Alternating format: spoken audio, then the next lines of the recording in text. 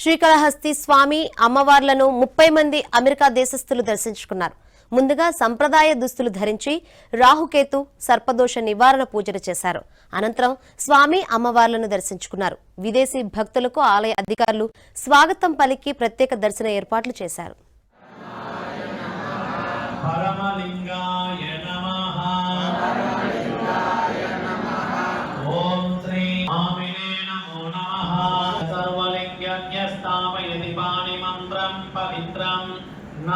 సమర్పయామి.